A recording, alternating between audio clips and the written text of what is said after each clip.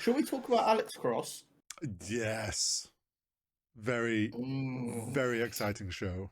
God We said it damn this show. last week that we feared this was going to be another banger from Prime. Yeah. And in just the first 2 episodes, we were like, "Oh, this is getting spicy." They ramped it up pretty hard over the next 3 episodes. They've there's some sick fucks working on this show. There's some true crime lovers. They've read plenty of true crime novels and know. You know, like you hear the joke of like how a writer and a serial killer search history could be easily confused. Yeah.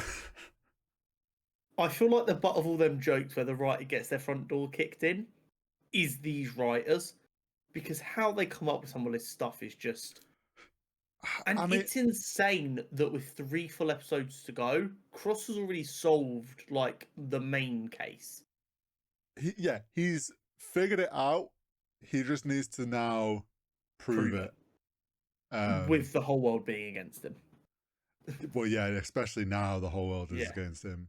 Yeah, So- I mean, go on. When I sent you the message going, they're real sick fucks for that, talking about episode 4, Yes. what did you think I meant? Because there were some other fucked up bits that went on a little bit after I sent that message. I presumed it was the karaoke. Yes, okay, cool. Because even I was like, out of everything. Do you know what? So this is the most gut-wrenching part of that for me. He didn't want to do the karaoke because obviously it had horrific memories of his wife not being there. I Yeah. get it. His girlfriend kind of semi-tricks him into doing it and he decides Yeah. to give it a chance and it's all going beautifully. Yeah. And I'm sat here going, oh, they're going to play the last song now and that's going to be his wife's song and that's going to be a bit Yeah. too much for him. Yeah, that's what And I then thought. it doesn't work. And I'm like, oh, did he like delete it from there so it wouldn't happen? And then it says 911, what's your emergency? And I instantly, in that moment, turned around. I'm like, that sick fuck. How? No, that is the most evil thing I could think of. I was exactly same like line of thinking as you. I was like, oh, he's having a good time. There's gonna accidentally do what they like, end it on the song that they always used to end, and it's the one that like is his wife's song, and it's gonna like when he And tested the groundwork had already been laid for that earlier on 'cause- with him having to pull the machine out. Yeah. he tested it, and then he was like, it was too much, and he pulled the plug. I thought that was gonna happen, and it was gonna be either this is too much for him, and he stops it, or it is gonna be that thing that like helps him take the Finally first step, break through a little bit. Yeah. And then when it didn't work, I was like, oh. But I was stun locked when it went 911, and then you start to realize, and they like obviously they wrote it so well in like the show of having them all freeze and holding on that, letting it play for that long, because you would. What could you do? Yeah, in the moment, stun locked. Yeah, everyone's stun locked and the viewer's stun locked, and you're just like, that is the most horrible thing. That is like one of the evilest ways to fuck with someone. Like we've already seen that this person has started to fuck with it, like with the hidden scarf and the they're playing games with him to like, this feels like, oh, you took this a step. That this is past just someone being up. This is someone that clearly hates him. This is a whole other level. Like we spoke, like going back to what our bread and butter is, comic books. We've spoken about the level of hate reverse flashes. This is some reverse flash bullshit. Yes, this is. This is exactly that same vein, like reverse flash going back through Barry's childhood. Maybe he's got a twin brother, and making it so that he could never have like any friends or anything. This is that level of hater. It's like, oh, I managed to get the recording of you calling us because your wife was dying, and I'm going to play it so your children can hear it. Vile. Evil. And then the reason I second guess myself is later on in the episode, fucking the fanboy fuckface starts chiseling at her teeth. So, okay, so that to me wasn't necessarily like as evil of an act as the karaoke machine. Don't get me wrong, very horrible thing to do, but like, emotion, like it didn't hit me in the same emotionally, like holy shit. It was, to me, the teeth thing was like, I can't look, this is it was making me wince because just the idea of, here's the thing, he'd inject her so she would be numb. Obviously we all know at the dentist you get numb, you still feel the vibrations, not necessarily, you might not feel the pain, but the idea of feeling the like thumps, and then it just the pressure going as it breaks it off. I was like, oh yeah, it's what that's one of the parts of your bodies where when you see it happen, you do kind of wince in the same way. With But what I will say, episode 5, I know we're jumping all over the place. We'll go back. Episode 5, I will be amazed if episode 5 is not my favorite episode of this series by the end, because that episode, the way it's put together, phenomenal. Of them kind of playing each other, the cat and mouse game in the middle of the season, and all of the development for both sides of the story that happen. Like, in another world, that episode is a bottle episode. Now, this show has enough budget that it didn't need to do a bottle episode, but in another world, this episode is a bottle episode with a smaller cast and less people in like 1 or 2 rooms. But my god, it was so good, and I've got some thoughts about that, but we won't jump ahead to that just yet. So obviously we've got the 2 stories. Yes. I think with the one of who killed his wife and who's now fucking with him. Last week we made some predictions. And it's FBI lady. So you were like, FBI lady could be or girlfriend. Yeah, I was like, L or FBI lady were my leading suspects. And then I was like, could also be someone from past case, and we came up with the idea that whatever this prominent case was that he'd had. I now think we can rule off girlfriend. Yes, because so do I. Even though someone might be sick enough to do that, I don't think they're also sick enough to be in the room singing the karaoke while it happens. If it ends up being L, I will be upset and shocked.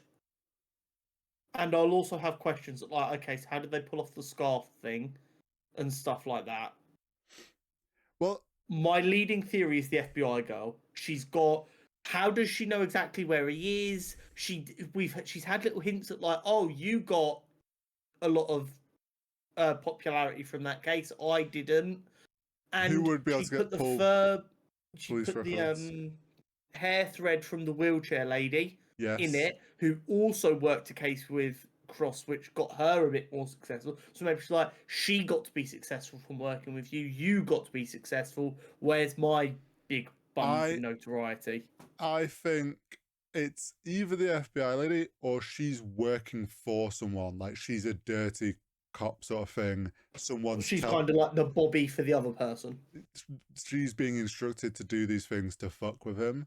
But yeah, I think the big thing for me was like, who is going to be able to pull a police record of a phone call? That's not like a simple thing to get hold of. FBI could pull that. Absolutely, they could. I still, because obviously Alex Cross's theory is, after talking to the wheelchair attorney lady, is that it's potentially this person off this case that said he ruined her life. I think, and I said this last week, this season, they're gonna somehow link it to her. Like it's gonna be like the FBI lady falsely links it to her. So they say there's enough evidence, so in a court of law, it's proven that it was her doing this. They put her away more or do something like, and they're like, okay, we've solved it. But actually going into next season, it's not solved and it's going to come back again. I think it's going to be this idea that like they think they've solved who it was this season, but they won't actually have. And maybe we get a teaser that the real person hasn't stopped. It's it's very creepy. Like the clues being left are like obviously forced clues to lead them a certain way, which is why I think they're going to get led to a false person, blame them, and I think this person is supposed to be Cross's like Moriarty equivalent. Hmm. I'm not saying that Cross is like a parody of Sherlock Holmes, but Yeah, I know what you mean. when you look back at like writing, obviously themes throughout, and Moriarty is like the quintessential nemesis. Hmm. And I do think that if they're trying to do multiple seasons of this show, having Cross trying to deal with finding the person who got his wife and is taunting him while also dealing with a high profile case each season is a very nice kind of feel to it. Mm-hmm. And that would make sense for this. And I completely agree that the season ended with him getting evidence that really makes it look like it's someone, and then it being revealed that this is just the beginning is going to be a very, very good way to get everyone to go, oh, I need season 2 right now. Yeah. The acting in this show has been phenomenal. Oh, yeah. So everyone good. is selling it so well. It's been so well done. The fanboy is so creepy. So, I'll be honest. The first 4 episodes, I was like, he's definitely a bit weird. He's definitely a bit creepy, but he's giving more like Patrick Bateman in American Psycho. In it's all just about the power, and he's not weird. He's just a fucking psycho. And then in episode, like towards the end of episode 4 and episode 5, you see that he's also fucking weird. And then he's got that really. This is the bit that set me over the edge with this fucking dude. So at the end of episode 4, we see the mask, and he's like giving a speech to whoever. Yeah. And then he's getting ready for his party in episode 5, and he puts the mask on, and he's just got some. And I'm like, I know prostitute. Well, I don't know prostitutes. Well, I'm aware that conceptually prostitutes will kind of do whatever you pay for. Yeah. As a prostitute, surely it sets off like an internal alarm where a guy's like, oh, you come round to my house, I'm going to wear a hyper-realistic fake latex mask and you're going to sort me out. Here's the thing. Like, surely you're just like, I'm going to put you in my little black book of, if I die, this client probably did it. Here's the thing. If you pay enough, also, if they're dealing with those sort of rich clients, they've probably seen worse or dealt with worse. Yeah. But yeah, no, the mask to do the secret, like, dark web fucking Discord server. Such a fucking 4chan user, fuck's sake. I was like, oh, okay, so it's like hiding. And I'm like, this mask has to be.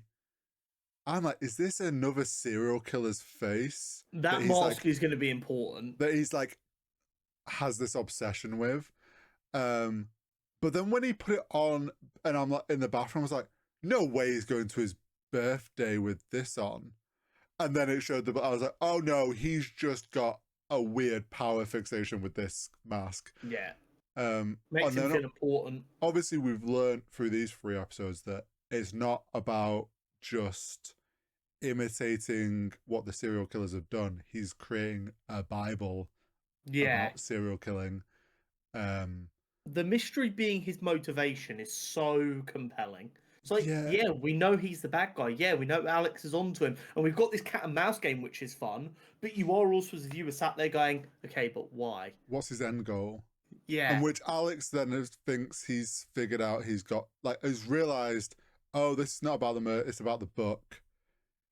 And now we're like, oh, we get a bit more understanding of the viewer. It's like, oh, that's why he's so bothered about having the book back. It's something really important to this final reveal or something that he's going to do. And this is the thing, the beauty of the dual parallel of the storytelling, some of it being Alex's perspective, some of it being Ed's perspective, is it allows them to always hide stuff from us, the viewer. Like them bugging the book so that when it gets taken, they know about it. Yeah. Well, and when you're just from someone's point of view the whole time, if the main character does something that you don't know they've done, you're kind of like, well, why didn't we see that? Or why didn't they allude to that? But when you do a dual narrative, you're like, oh, we were with Ed when Alex did that. That makes complete sense. You don't question it. And that allows them to have twists from both characters at all times. What I will say is, I didn't mean to do this, but in American Psycho, when Willem Dafoe comes to interview Christian Bale. The famous Yes. story is they filmed that interview scene in 3 times. Mm. One in which Willem Dafoe suspects Bateman's the killer. Mm-hmm. One where he knows Bateman is the killer, and Mm-hmm. one where he doesn't suspect Bateman at all. And then in post, they cut them in together to leave the viewer not sure, Yeah. like to give that feeling of uncertainty that Bateman had. Yeah. It felt like at times they did that with some of the interactions between Cross and Ramsey in episode 5. I'm not saying they did the exact same style, they might have literally just told them keep it a bit up in the air, but there were times where it felt like maybe Alex wasn't as confident anymore, or Ramsey was certain that Cross knew it was him and then didn't know it was him. And I don't know again if they were just like having fun with like acting a game of cat and mouse, or if they intentionally did like an American Psycho style thing of we're gonna act this a couple of different ways and then in post we're gonna make it feel, because there are times where they're almost having a genuinely friendly conversation. And then there are times where you're certain that they're just about to start throwing hands at each other, and it's just this beautiful, like it's literally a game of chess the entire episode. They also did a really good job in episode 5 of like Alex going in there pretty cool headed of like, okay, I'm just gonna try and goad him a little bit, like basically try and loosely say I'm onto you, see if he reacts to try and confirm my thoughts. But then it's like as the evening goes on, Alex is he's already shown to us what sort of person he is, but like he loses that initial plan. Edge. And I think it starts when he gets the call about the mum, and then he's like, I'm gonna go start searching a room. And when he's in the room, I'm like, you're doing too much. I was sat here like, why are you in here searching? You're gonna get caught. This is like the most obvious thing that's about to happen. You're gonna get caught. And it's like, you're going too deep too quickly. And then I think it's in that moment when he gets caught, obviously by Ed. And it's like, they then both were like, oh, he is this guy. And Ed's like, oh, you know. But we're in a place where this can't come out yet. Exactly. So we're just they're just constantly trying to. The entire time it's just I want to have the upper hand. So he's like, "Oh, I heard you like Pappy Van Winkle because I know stuff," and it's like, "Oh, this is." So that's a nod to the book. So I know that for a fact. In the books, it is like very much a written thing that his favorite whiskey is Pappy Van Winkle. But yeah, and that's what I love. After that kind of get caught and that like generic kind of I've caught you lurking. It literally the rest of the episode is just I'm gonna get the up hand, then I'm gonna get the up, and then it just reaches this boiling point. The one thing that pissed me off, but it does make sense. It's not a plot hole, but it still pissed me off. When the lady breaks free. Oh, when he smashes the bottle, and I straight away I was like, oh, that glass is gonna be an issue for him. Well, no. I mean, when she's actually broken free. Oh, and she's running. She should have just twatted him over the head. She shouldn't have threatened to stab him. Because a heavy bottle like that, which expensive bottles would be, would have just knocked him unconscious. Yeah. But then the old lady, I get at first her being terrified and not saying anything. But when she gets back into the party and Crossdot's going, he's a fucking murderer, all she has to do is go, I saw a lady, and she just starts freaking out a little bit, going like, no, he's right. I know that he has evidence that her husband is a nonce. I was going to say, that's what that is how they kind of push it away. Once you accuse this guy of being a murderer, and they go find the bloodied victim, even if he goes, her husband's a nonce, no one is going to believe him. I think it's more not that he will be the one that says it. He obviously was the reason that Alex's video got released. Yeah, it was Bobby that released it. I think it'd be the same situation of if she said maybe he'd just release pictures, whatever evidence he has, and go straight to press that, and then that's her and her husband's career is destroyed. I think that's because that's usually what happens. It's not that like they are the one that's going to go to the press and tell or the police. they have stuff that they'll release and it does it for them. Okay, but counterpoint. Just logically, and again, I'm not saying it's plot hole because, like, at the end of the day, a human's thought process in that moment stops it being a plot hole. But logically, if he was to get arrested and be charged as the fanboy killer and all the media circus around that, do you think he's going to have the time or forethought to go to someone and go, release the nonce files? Because he'll have dirt like that on everyone. Does he just burn everyone? Probably not. Depends. It depends. That's the sort of thing where you're like, we don't know if he's put in, if I ever get caught, you release all this. Yeah, maybe. Like there's clearly people in on it because you have like people with the tattoos and stuff. Like people that in these sorts of shows that do that usually have like they say to them, it's like, if I die and don't come out or someone doesn't hear from me, this all gets released anyway. Yeah. And it's usually they have contingencies in place. I think it's also, she's clearly one of those that is in a rich, high power position. He obviously donates a lot of money or does a lot. And it's like, she doesn't want to lose that position of power herself. So absolutely. Morally willing to look the other way, even if he's being like, she sees more benefit in what he's giving her and not ignoring what he's doing than siding with Cross. But this episode really showed the two sides of the same coin of Cross and Ramsey. They're both obsessed with being the best at what they do, and they feel like what they're doing is valid, which means they have to be right. It's literally like he's obsessed with winning. It's all a game to him. He has to win. And she's like, oh, that's just him, is it? It's like, Cross is the exact same. He has to win. But the culmination of that episode and like the bubbling to like the big, someone literally seeing the victim and staying quiet still is just wow. Yeah. I mean, the fact that the girl as well was like, she was so confused. I'm like, just fucking run out of there. Why are you taking your time? And then always the case, they run down the fucking dead end corridor to a door that's locked. It's also at that party, the like police commissioner woman, so corrupt. Yes. Yes. I can't wait to see her go down. Her downfall is going to be tasty. She might not be like implicit in the murder levels of corrupt, but she's definitely not straight-laced. She's definitely got some skeletons in that closet, and she's definitely willing to bend the rules for her own gain, to the point where I'm like, yeah, you're gonna... Well, yeah, she also said like she's gonna try and move up the ladder. She's all she cares about is her public appearance. I think this season will end with Alex making her admit that she had early knowledge and essentially destroying her public image, that she has to step down. Oh, it wouldn't surprise me at all. And it is going to hit like crack when it happens. Yeah.